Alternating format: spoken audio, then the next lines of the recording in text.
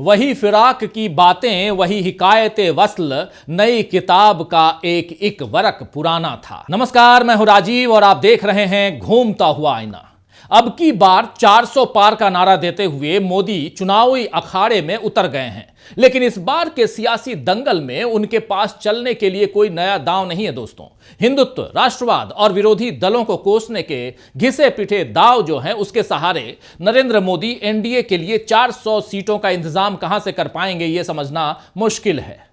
400 सीटों का दावा करने के लिए कम से कम 4 उपलब्धियां तो मोदी को गिनानी चाहिए, लेकिन अभी मोदी जिस राज्य में जा रहे हैं वहां की जनता को यही बता रहे हैं कि कांग्रेस और इंडिया गठबंधन के बाकी दलों में क्या बुराइयां हैं।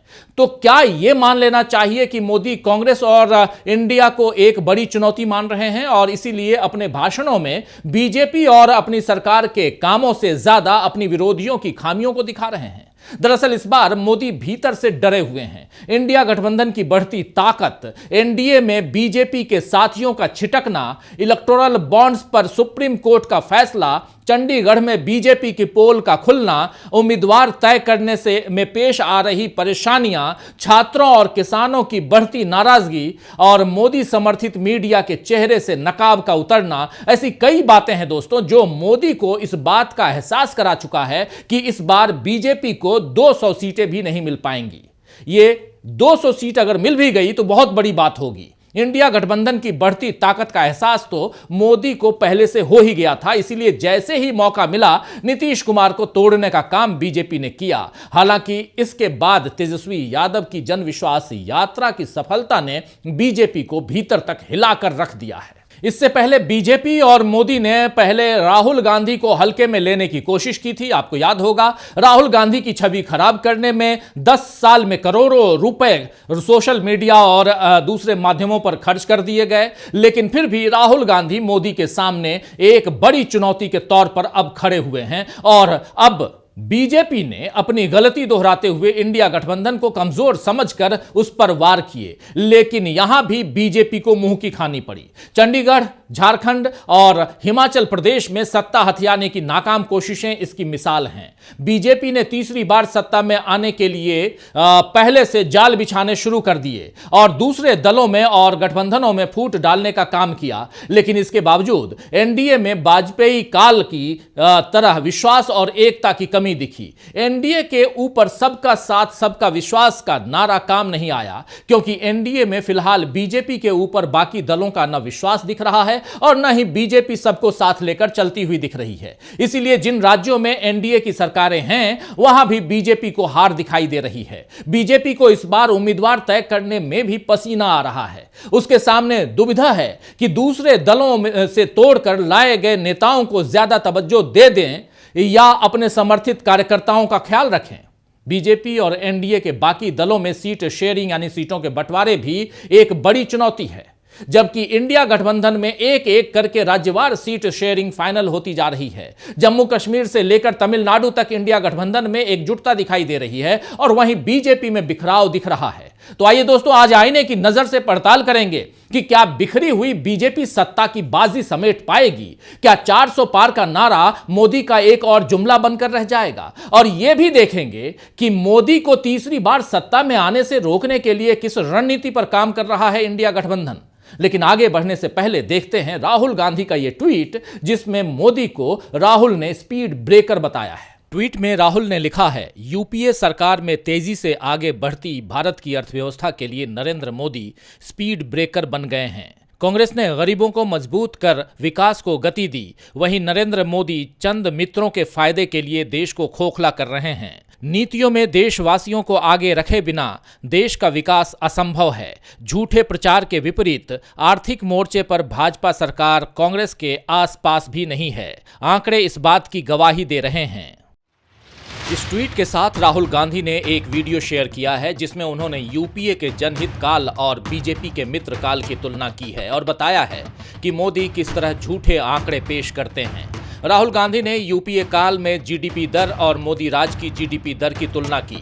दोनों शासनकालों में शेयर बाजार की तेजी को दिखाया और मनरेगा से लेकर रेलवे तक में किस तरह गरीबों का ख्याल रखा जाता था और अब उनकी उपेक्षा की जा रही है, इसे भी दिखाया है। गांवों के लिए बिजली, सड़क जैसी सुविधाएं डॉक्टर मनमोहन सिंह के कार्यकाल में कितनी तेजी से बढ़ी और मोदी के कार्यकाल में उनकी पहुंच कितनी कम रही, इसे भी राहुल गांधी ने अपने ट्वीट में दिखाया है। खास बात यह है कि राहुल का ये वीडियो ऐसे वक्त पर सामने आया है जब केंद्रीय मंत्री नितिन गडकरी ने एक इंटरव्यू में खुद मान लिया है कि गांव में पानी, सड़क, अस्पताल और स्कूल नहीं है।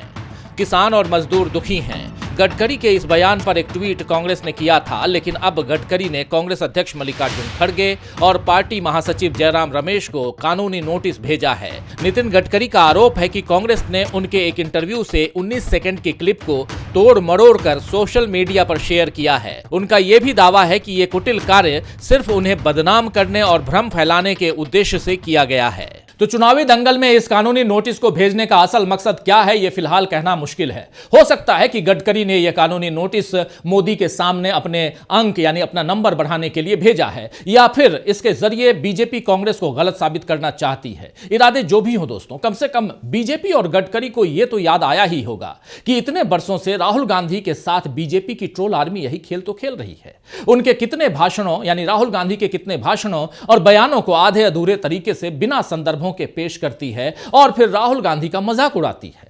अभी कर्नाटक राज्यसभा चुनाव में भी कांग्रेस उम्मीदवार की जीत पर नासिर साहब जिंदाबाद के नारे को पाकिस्तान जिंदाबाद बताकर सोशल मीडिया पर खूब वायरल करने की कोशिश हुई और इसमें बीजेपी के बड़े नेताओं ने भी बिना सोचे समझे ट्वीट करना शुरू कर दिया, जबकि नासिर हुसैन ने साफ किया है कि उनके सामने ऐसे कोई नारे नहीं लगे और अगर उनके जाने के बाद ऐसी कोई नारेबाजी हुई हो तो उसकी जांच होनी चाहिए। वैसे जांच तो इसकी भी होनी चाहिए कि पिछले 10 सालों में ऐसी कितनी बेबुनियाद बातों से विवाद खड़ा किया गया और जिनमें बेकसूरों को पीड़ित होना पड़ा। फेक न्यूज का खेल सोशल मीडिया पर तो खेला ही गया है, जबकि टेलीविजन चैनलों पर यानी न्यूज चैनलों ने भी इसमें बढ़ चढ़कर हिस्सेदारी निभाई है, जिसके कुछ सबूत हम सबके सामने आए हैं। जरा इस रिपोर्ट को देखिए। News broadcasting and digital standard authority यानी एनबीडीएसए ने 3 टीवी चैनलों पर नफरत से भरे शो दिखाने के लिए कार्रवाई की है। News 18 India, times now Navbharat और आज तक के न्यूज एंकर अमीश देवगन, अमन चोपड़ा और सुधीर चौधरी के शो इनमें शामिल हैं। न्यूज 18 इंडिया में श्रद्धा वालकर केस पर दिखाए गए शो के लिए ये कार्रवाई की गई है, जिसमें अंतर धार्मिक विवाह को लव जिहाद की तरह पेश किया गया, जबकि आज तक में सुधीर चौधरी के कार्यकाल में रामनवमी के दौरान हिंसा के कृत्यों को एक विशेष समुदाय को निशाना बनाने के लिए फटकार लगाई गई है। एनबीडीएसए ने टाइम्स नाउ नवभारत पर 1 लाख रुपए और न्यूज 18 इंडिया पर 50,000 रुपए का जुर्माना लगाया है। इसके साथ ही तीनों चैनलों को आपत्तिजनक कार्यक्रमों के ऑनलाइन अपलोड को 7 दिनों के भीतर हटाने का निर्देश भी दिया है। एनबीडीएसए ने अपने फैसले में कहा है कि लव जिहाद शब्द का इस्तेमाल भविष्य के प्रसारणों में गंभीर आत्मनिरीक्षण के साथ किया जाना चाहिए, क्योंकि धार्मिक रूढ़िवादिता राष्ट्र के धर्मनिरपेक्षी ताने बाने को बिगाड़ सकती है।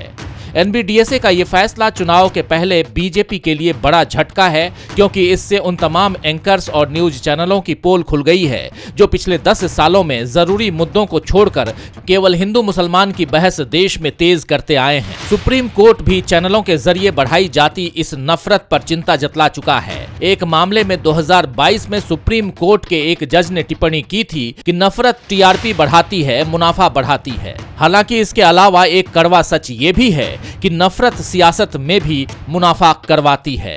ऐसा नहीं है कि नफरत फैलाने वाले चैनलों पर पहली बार कार्रवाई हुई हो। पिछले साल आपको याद होगा शायद कि 2 मार्च 2023 को भी एनबीडीएसए ने जी न्यूज, जी टीवी, न्यूज 18 इंडिया और टाइम्स नाउ को अपने कार्यक्रम हटाने का आदेश दिया था, क्योंकि ये आचार संहिता और प्रसारण मानकों का उल्लंघन थे।